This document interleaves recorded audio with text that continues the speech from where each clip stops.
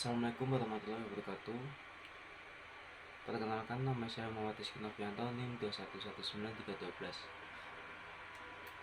Pertama-tama yang saya hormati Bapak Mutamam selaku dosen pengampu mata kuliah kewirausahaan. Nah, di sini saya akan membahas dan mempresentasikan mengenai buku kewirausahaan karya dari Profesor Dr. Haji Bukhari Alma. Nah, pertama yaitu wirausahaan. Wirausaha adalah potensi pembangunan baik dalam jumlah maupun mutu wirausaha itu sendiri. Manfaat wirausaha menambah daya tampung tenaga kerja sebagai generator pembangunan lingkungan, menjadi contoh anggota masyarakat lain, selalu menghormati hukum dan peraturan yang berlaku, dan hidup secara efisien. Faktor psikologis negatif yang mengurangi minat wirausaha yaitu adanya agresif, ekspansif, bersaing, egois, tidak jujur, kikir, sumber penghasilan tidak stabil, kurang terhormat, dan pekerjaan rendah. Nah, juga ada keuntungan menjadi wirausaha. Yang pertama yaitu terbuka peluang untuk mencapai tujuan yang dikehendaki sendiri, terbuka peluang untuk mendemonstrasikan kemampuan dan potensi diri. Nah, juga terbuka kesempatan untuk menjadi bos dan lain-lain. Kelemahan menjadi wirausaha: memperoleh pendapatan yang tidak pasti, bekerja keras dan jam kerjanya panjang, kualitas hidupnya rendah, dan tanggung jawab yang besar. Wirausahaan adalah seorang investor sebagai industri yang mempunyai naluri untuk melihat peluang-peluang, mempunyai semangat, kemampuan, dan pikiran untuk menaklukkan cara berpikir lamban dan malas.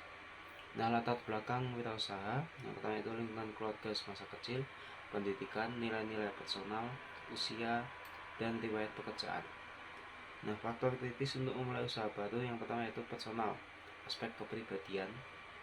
Yang kedua sosiologikal, hubungan dengan keluarga. Dan yang terakhir environmental atau hubungan dengan lingkungan. Nah, proses kewirausahaan yang pertama itu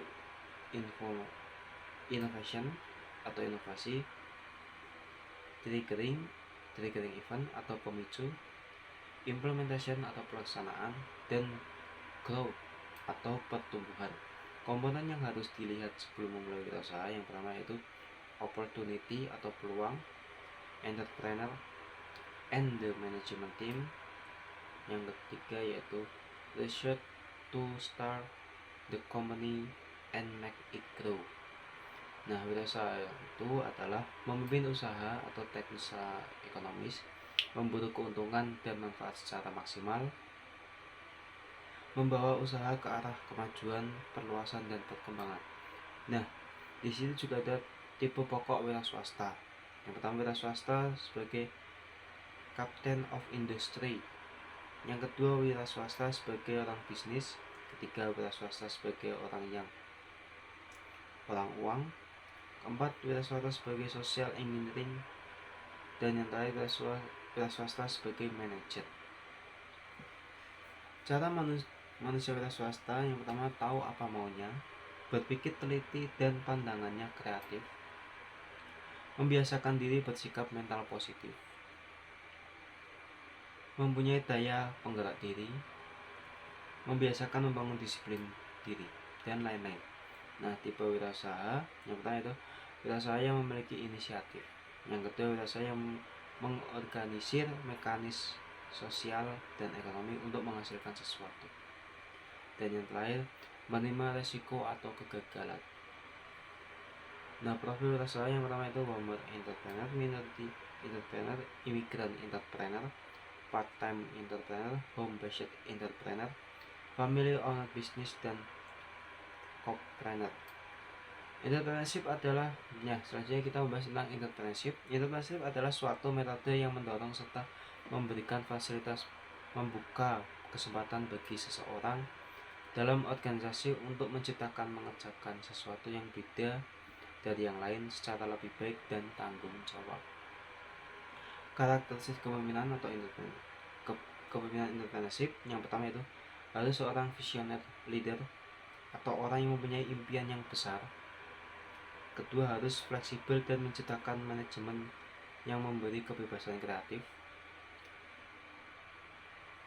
Yang ketiga, mendorong munculnya teamwork dengan pendekatan multidisiplin dari berbagai keahlian. Nah, sifat-sifat yang perlu dimiliki oleh wirausaha ada ciri-ciri. Yang pertama yaitu percaya diri. Nah, wataknya seperti kepercayaan, ketidaktergantungan, dan optimisme. Kedua yaitu berorientasikan tugas dan hasil. Nah, contohnya seperti kebutuhan akan prestasi, berorientasi laba, tekun dan tabah, tekad kerja keras, motivasi, energik, dan penuh inisiatif. Ciri-ciri yang ketiga yaitu mampu mengambil resiko, suka pada tantangan. Nah, yang keempat yaitu kepemimpinan. Contohnya itu mampu memimpin, dapat bergaul dengan orang lain, menanggapi saran dan kritik. Yang kelima yaitu keorisinilan. Contohnya yaitu inovatif, kreatif, fleksibel, banyak sumber, dan serba bisa. Yang terakhir yaitu berorientasi ke masa depan. Contohnya itu pandangan ke depan dan perspektif. Nah, selanjutnya kita membahas tentang kepribadian. Nah, kepribadian adalah keseluruhan kualitas psikis yang diwarisi atau diperoleh yang khas pada seseorang untuk membuatnya unik.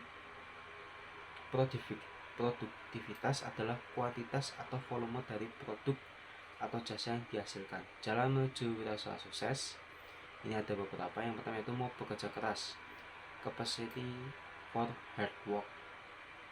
Yang kedua, bekerja dengan orang lain, getting things done with enthrop people. Yang ketiga, penampilan yang baik, good appearance. Yang keempat, yakin, self confidence. Yang keenam, yang kelima, pandai membuat keputusan atau making sound decision. Yang keenam, mau menambah ilmu pengetahuan, college education. Yang ketujuh, ambisi untuk maju, ambition drive. Dan yang terakhir, pandai berkomunikasi atau ability to communicate. Keuntungan dan kelemahan dalam bidang profesi penjualan ada memiliki keuntungan dan kelemahan. Keuntungannya yang pertama itu akan memperoleh gaji atau penghasilan yang cukup tinggi. Yang kedua, memiliki kesempatan yang luas untuk berkembang. Yang ketiga, memiliki kesempatan mengadakan tur ke berbagai daerah yang akan menambah wawasan serta pengalaman. Yang keempat, rasa bangga akan pekerjaannya dan lebih bebas, tidak selalu bekerja di bawah seorang mandor. Yang keempat, pribadinya dapat berkembang karena banyak mendapatkan ide-ide baru dari hasil relasinya dengan orang lain. Dan yang terakhir, memiliki rasa tanggung jawab tinggi karena sudah terlatih. Nah, sekarang kelemahannya, yang pertama itu kurang waktu tinggal di rumah. Kedua, kurang kekuasaan. Dan yang ketiga, monoton.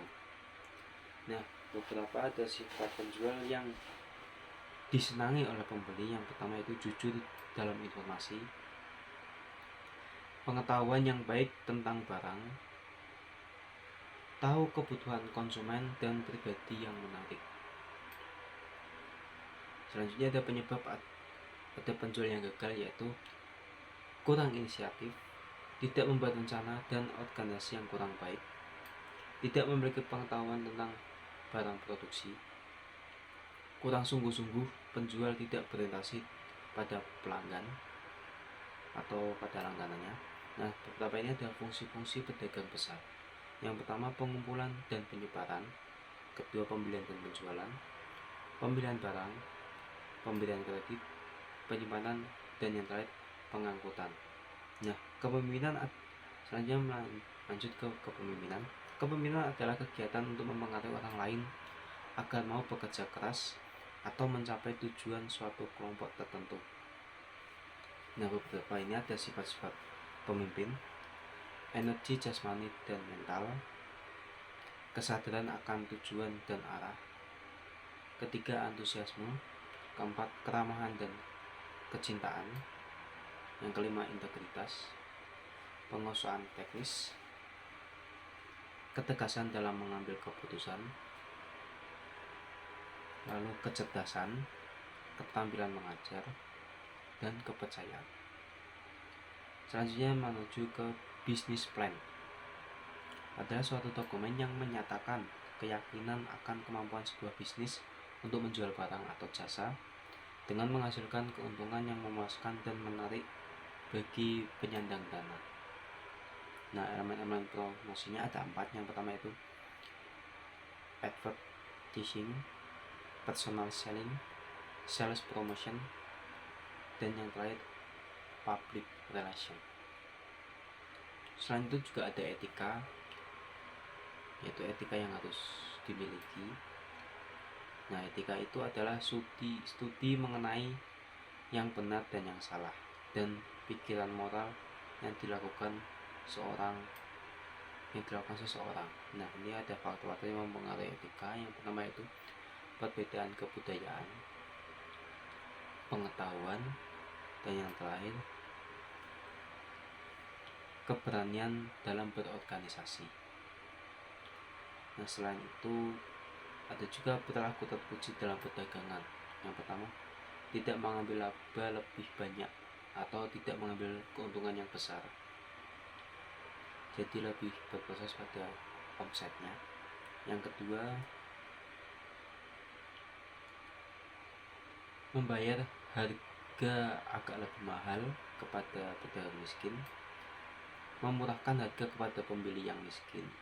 Bila membayar hutang, pembayarannya dipercepat dari waktu yang telah ditentukan, membatalkan jual beli jika pihak pembeli menginginkannya. Dan yang terakhir, bila menjual barang pangan ke orang miskin secara cicilan, maka jangan ditagih apabila tidak mampu membayarnya. Itu beberapa pembahasan dari kewirausahaan. Selanjutnya kita maju dalam yang berikutnya mengenai tentang pemasaran dan pengembangannya.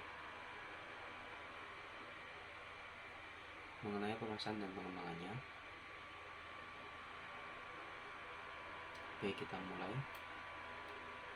Pengertian pemasaran. Istilah pemasaran dalam bahasa Inggris dikenal sebagai nama marketing. Kemudian diserap juga diterjemahkan dengan istilah pemasaran. Asal kata pemasaran sendiri adalah pasar atau sama dengan market. Yang dipasarkan di sini adalah barang dan jasa. Di dalamnya mencakup berbagai kegiatan seperti membeli, menjual dengan segala cara, menyangkut barang,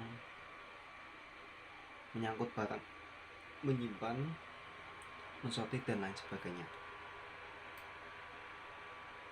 Nah, berikut ini ada beberapa pendapat mengenai pemasaran. Yang pertama itu Maynard and Beckman dalam bukunya Principle of Marketing menyatakan, marketing berarti segala usaha yang meliputi penyaluran barang dan jasa dari sektor produksi ke sektor konsumsi.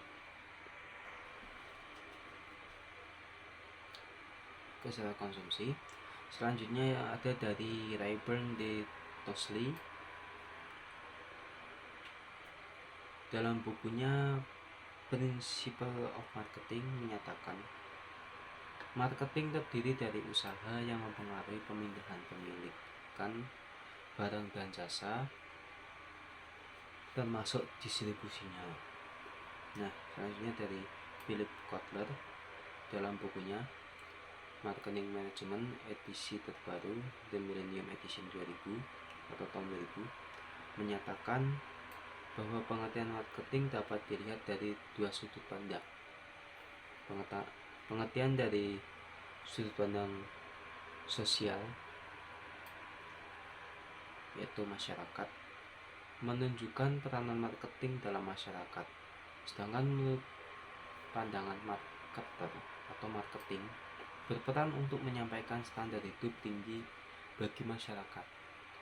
Nah, jadi yang penting harus diingat di sini ialah bahwa marketing itu pertama-tama harus berhubungan dengan adanya pemindahan hak milik secara memuaskan.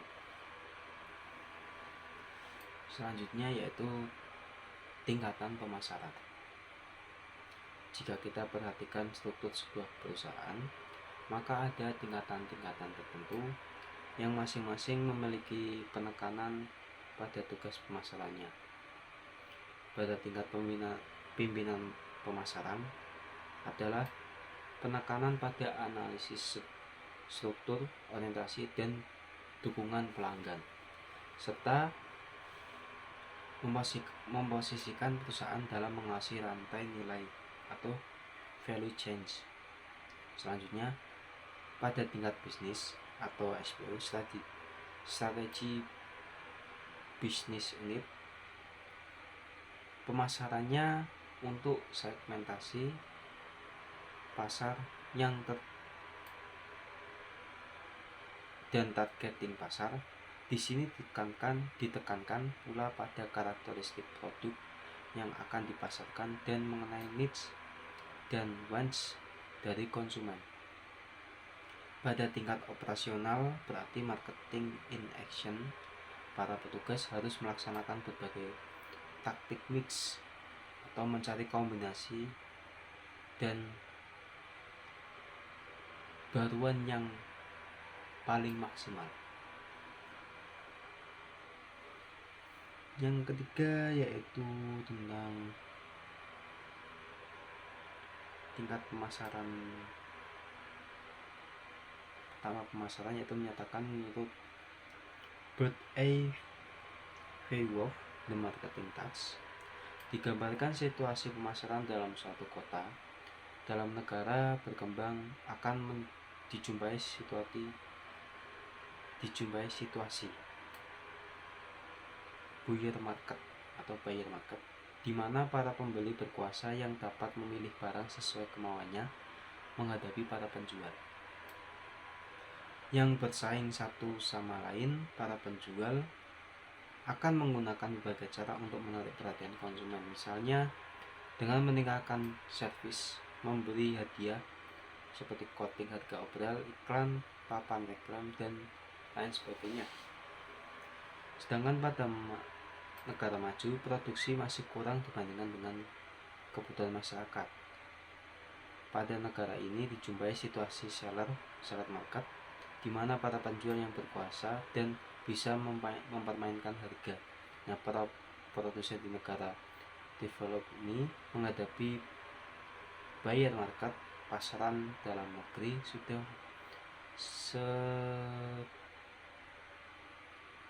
seperti itu buat mereka. Oleh karenanya mereka mencari pasaran di luar negeri, penjualan barang ekspor atau impor. Ini membentukkan organisasi atau aturan-aturan tertentu.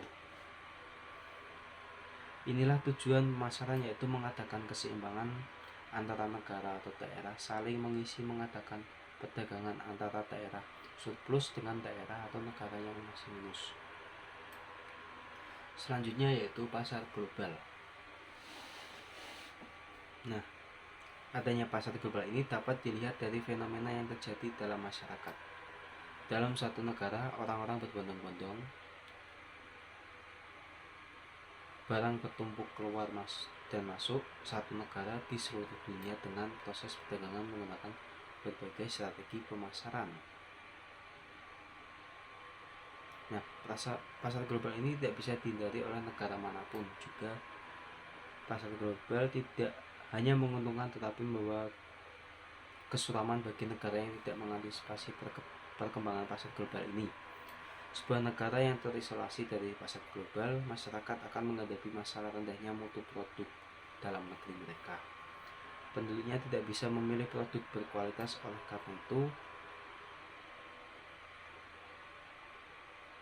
karena itu industri perlu dipacu agar dapat mengikuti posisi strategis serta keunggulan komparatif dalam bersaing secara internasional.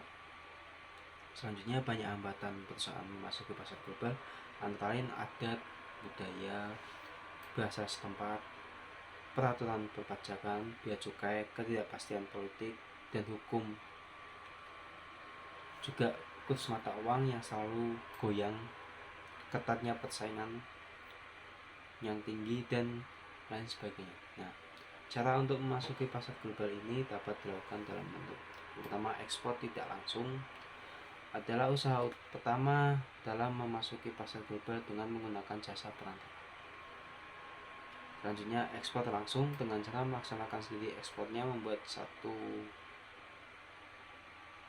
divisi ekspor dalam struktur organisasi perusahaannya, atau menggunakan tenaga personal cabang atau perwakilan luar negeri. Selanjutnya itu lisensi. Dalam hal ini perusahaan memberi izin kepada perusahaan luar negeri untuk menggunakan proses manufaktur, proses dagang, paten dengan cara menggunakan fee atau royalti. Selanjutnya itu usaha kerjasama atau patungan, joint venture. Dalam hal ini terjadi kerjasama penggabungan antar perusahaan asing dengan lokal. Mereka mengatur pembagian saham dan kerjasama. Selanjutnya yaitu investasi langsung. Hal ini dilakukan setelah perusahaan melihat prospek cerah terhadap pasar di suatu negara, maka perusahaan akan turut bekerjasama dengan memberikan bantuan seperti dana investasi tersebut. Nah, penghalang dalam perdagangan luar negeri antara lain itu yaitu yang seperti disebutkan tadi, bea cukai, pengawasan atas lalu lintas devisa, packaging and packing, transport, kredit, dokumen, asuransi, bahasa dan kebiasaan. Nah, jadi apabila diperhatikan, tujuan pemasaran dapat dilihat untuk yang pertama yaitu untuk mencari keseimbangan pasar antara buyer market and seller market. Nah, di sini untuk memberi kepuasan kepada konsumen, tujuan pemasaran bakal komersil atau mencari laba. Melihat pentingnya marketing, luasnya kegiatan yang dilakukan, dan banyaknya biaya dikeluarkan untuk keperluan marketing atau value added, maka timbul pertanyaan, nah apakah marketing itu produktif? Dalam ekonomi, yang dimaksud dalam produktif adalah segala usaha yang dilakukan yang dapat menimbulkan kegunaan atau utility, sedangkan yang dimaksud dengan produksi dalam arti luas adalah usaha yang memberikan suatu shape atau bentuk yang baru pada suatu barang atau shop farming. Jadi dapat disimpulkan dari definisi di atas yang tadi kita bahas, yaitu setiap usaha menimbulkan utility, yang jelasnya bahwa kegiatan marketing itu adalah produktif. Sementara untuk perubahan bentuk seperti yang telah disinggung sebelumnya terjadi dalam industri, jadi tidak termasuk dalam pemasaran. Walaupun perubahan bentuk itu atau desainnya akan dibuat dipengaruhi oleh kegiatan marketing melalui market information, marketing research, dan lain sebagainya. Selanjutnya tentang perkembangan pemasaran. Nah, perkembangan pemasaran ini, kalau suatu ketika kita ingin berbelanja, maka barang-barang itu sudah tersedia di pasar dalam jumlah tertentu, dalam macam tertentu, dalam harga tertentu, dan dalam waktu tertentu. Mekanisme yang mengatur barang-barang tersedia dengan sedemikian rupa ialah yaitu kegiatan atau usaha para pengusaha yang menyalurkan barang dan jasa dari titik produsen ke titik konsumen atau distributor. Nah, kegiatan ini kita sebut pula dengan marketing.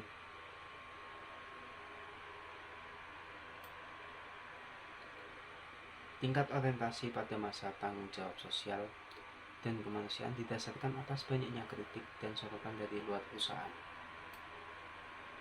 baik yang datang dari pemerintah ataupun masyarakat. Tanggung jawab ini dalam arti luas menghasilkan barang yang baik, tidak merusak kesehatan masyarakat, dan menggunakan SDA atau sumber daya alam. Semua ini dilakukan secara tanggung jawab dan menciptakan kehidupan yang tentram dan tidak mementingkan keuntungan perusahaan semata. Selanjutnya itu hubungan kegiatan pemasaran dengan perusahaan. Untuk dapat bertahan di dalam pasar yang berubah-ubah dengan cepat sekali serta sangat kompetitif, maka perusahaan harus pertama-tama menentukan apa yang akan dijual, berapa banyak dapat menjualnya, dan strategi apakah yang tidak dipakai untuk menarik perhatian langganannya atau konsumen.